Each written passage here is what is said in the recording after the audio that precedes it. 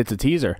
It was just a teaser. It's just a teaser. And yet there's complaints. It's just a teaser. So as many, if not all gamers know, Nintendo dropped a teaser trailer for the next Nintendo console, which, despite all my naysaying, they did actually call it the Switch 2. It is the sequel to the Switch. No crazy names. Not even like Super Switch or thank God, no Switch 2 or Switch U. Sorry, I knew what I meant. It is the Switch 2. And while most rational people are actually excited for it and understand what it is, and also understand that it's just a teaser, we don't know exactly what's going to be happening with it and the improvements with it. I know there's leaks. There are some dumb people out there. There's plenty of dumb people out there who just love complaining. Like, I don't even think they like video games. They just want to bitch about video games all day, every day. And every minute detail that is not the most perfect thing ever has to be complained about, and that has to be the worst thing ever. So I want to make a full-ass video, not just a YouTube short, TikTok, whatever. I'm making a whole ass video about my opinions and thoughts about this dumb stuff. I'm going to try to go through just common idiotic complaints. It's just like the Wii U. Yes. People are trying to compare this to the release of the Wii U, which it immediately is not. The fact that people want to understand this is the sequel to the Switch and not just a peripheral, and no one's confused about it, is already a great sign. And the amount of buzz around it is also a great sign. This is not at all whatsoever like the Wii U. Just because it's a direct sequel to a console doesn't mean it's the same thing. It's taking what was basically nearly a perfect console and upgrading it. That's what this is. This is what people wanted. This is what people expected. They landed on gold. They landed on the perfect concept for a console that so much of their identity has been around, again, for 8 years at this point. Why would they move away from that? Why would we get a crazy new gimmick? The answer is we wouldn't. So thinking this is just like the Wii U just because it's a sequel to a console is wrong, because that makes no sense. One, the Super Nintendo was a sequel to a console. Essentially every console is a sequel to the last console, but ever since Nintendo started doing gimmicks with their last 3 consoles, by the way, I know 3 consoles spanned over 15 years, but it's not like literally every console since 1986 has been a crazy new gimmick. Yes, there's innovations. Nintendo innovates, and that's what they did here. But there's not much more they have to do. Plus, again, it's nothing like the Wii U, mainly because everybody's not confused on if it's a peripheral or it's a new thing or is it just a controller. No, everybody knows the Switch 2 as in sequel is the next Switch. So anybody trying to compare this to the Wii U is stupid. So I know the last segment was about the Wii U part, but I'll talked a lot more so about the gimmick part. Now we're just going to go full blown into the gimmick part. Nintendo doesn't need a new gimmick. Not every console needs a new gimmick. Every console has been an innovation on the last in some way, shape, or form. But Super Nintendo just made better controllers. The N64 had power and a very interesting controller. I don't know if that controller specifically was an innovation, but it worked well with the games that worked with it very well. The GameCube was just a souped up N64, and the gimmick is smaller discs. That was the gimmick, and it had a really great controller, but not until the Wii U, or I guess the DS, have we gotten a gimmick that worked and got popular, and then they continue with it. Yes, we have accessories that are gimmicks, and we had the Virtual Boy, which was an absolute failure. But Nintendo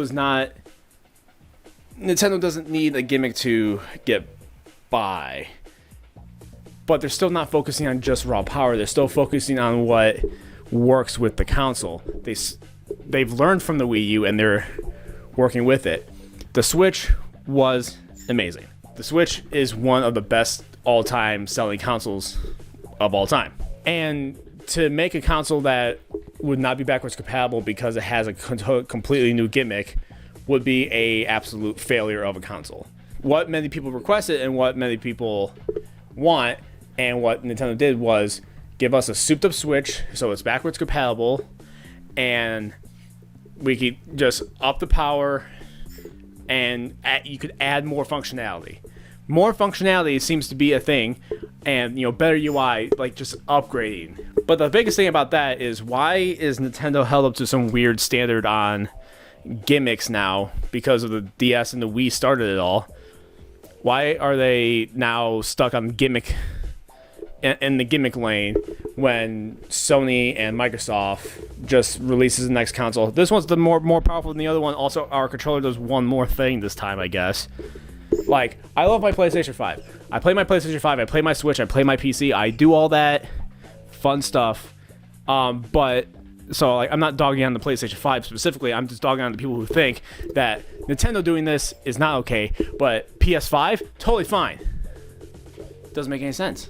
We know, well, leaks show or tell that the Switch is going to be comparable to a PS4 Pro. Now, the type of people who think that that is not strong enough is stupid. One, we haven't had a giant graphical leap in the 8th generation to the 9th generation of gaming, because that's not a thing we should focus on anymore, because we have gotten to the point where they boast about, you can see every pore on Alloy's face. Isn't that cool? I'm not going to fucking see all that shit when I'm fighting mechanical dinosaurs. I don't care. So, it's about performance and the games that are on the console. And I don't know why you would expect a hybrid console to be as powerful as a current gen console. That's also pretty stupid. The PS5 is this by this. It has all that room to shove components in. The new Switch, while yes, bigger, is going to be this by this. I don't think you're going to get a PlayStation 5 worth of power out of something that small. The fact that they could even make it as powerful as a PlayStation 4 Pro, which is like a half step under PS5 standard, is absolutely amazing for a hybrid console that you could, one, easily plug into your TV and then, boop, all right, I'm on the road now. Like, I don't understand why you expect the hybrid console, the handheld TV console, to be, as powerful as the $500 console that is massive and has a whole motherboard that you could actually shove things in. And on the topic of that, people talking about not just that hardware, but the Joy-Con hardware. Switch 2 has a different form of Joy-Cons. The Joy-Cons are not just a slide and click anymore. It is a plug-in. And people think that the plug-in is going to snap. And I will give many reasons on why it won't. One, I don't think you understand how USBs work in general. The Switch plug-in is the same as the plug-in in your phone. There's a divot and there's a tab. The tab goes into the device. And unless if you're deliberately snapping it, it's not going to break. Not only is it not going to break because of that, if you're not being insanely hard on it, because there is a divot that will hold the controller in, it is also magnetic. And there is a switch for the magnetic, so it could be, again, against what I was thinking that was going to happen, they pull it off. People who have checked out the Switch, all the promoters and other people who have checked out the Switch, there's going to be a button. There's going to be a button that unmagnetizes it so you could pull it off. So the magnet is going to be strong enough that you need a button in order to get it off of the side of the Switch, and it's divoted so you can't bend it either. So you have to press a switch in order for it even to move, and then you have to pull it out this way. It's not going to break. Unless if you're an actual, you have eaten lead paint your entire childhood, and now you're figuring out if you could eat this tab, so then you try breaking. You have to purposely break it off in order to have it break. But the fact that that's not the case, it's more secure than a C-type. It is more secure than that with all the things that they've done with it. But no, people don't like to think. People just think, oh, well, I see the tab and it looks like it's going to break because it looks fragile. Without actually understanding the technology behind how sturdy those things are and all the precautions that Nintendo has made to make it not snap. So, and that's a better design instead of like messing with the slide, which is always a pain in the ass and it always gets stuck.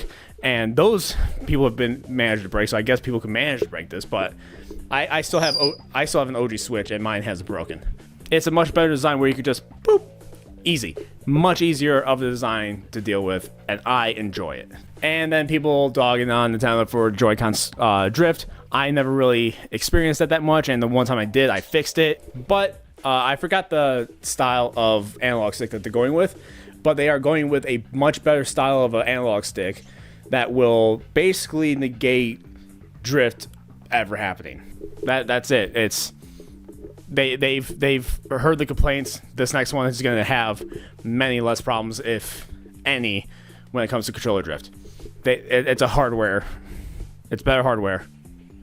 And then, yeah, the rest of the Switch is fine. I haven't really heard many complaints outside of, I guess, some people were nitpicky about the leg, which is millions times better than the fucking OG Switch leg. And then it's still kind of better than the OLED one.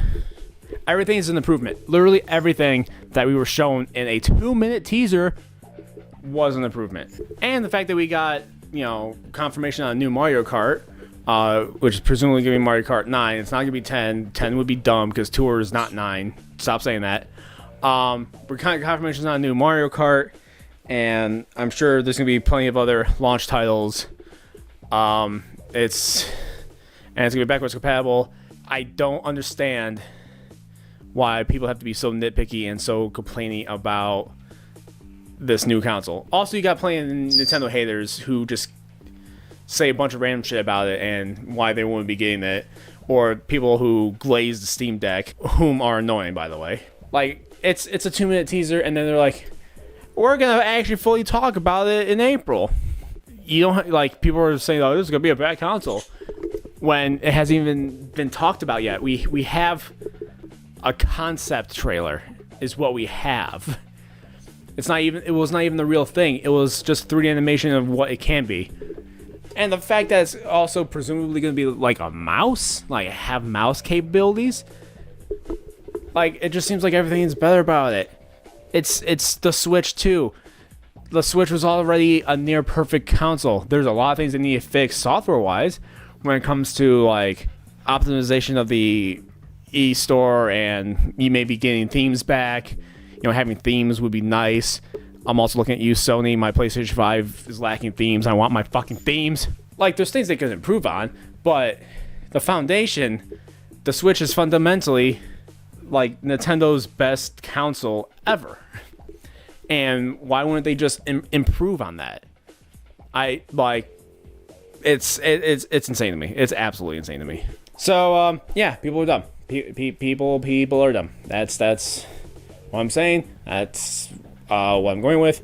The Switch 2 is going to be probably a great console with great games, as long as they have the same kind of output as the original Switch did, if not better. New 3D Mario, 3D Zelda, Metro Prime 4 is probably going to be on it. Having a new Metroid game, maybe they could go back to Star Fox. That'd be great, but also like stop rebooting the story. Just like take Star Fox 64 and just continue the story from there. I would love that. They have to reboot Smash. There's no way they're topping Ultimate, but if they get a new Smash on this console, that'd be also great. Maybe like a 3D arena platform fighter instead of a 2D platform fighter. Might as well innovate on a different genre of fighting games. That'd be cool. But this is just me blabbering about the future of the Switch 2 now. So if you like this video, give it a thumbs up. If you want to see more from me, subscribe. And if you want to see even more, check out the links down below where I mostly stream and do all that stuff. And until next time, Bye.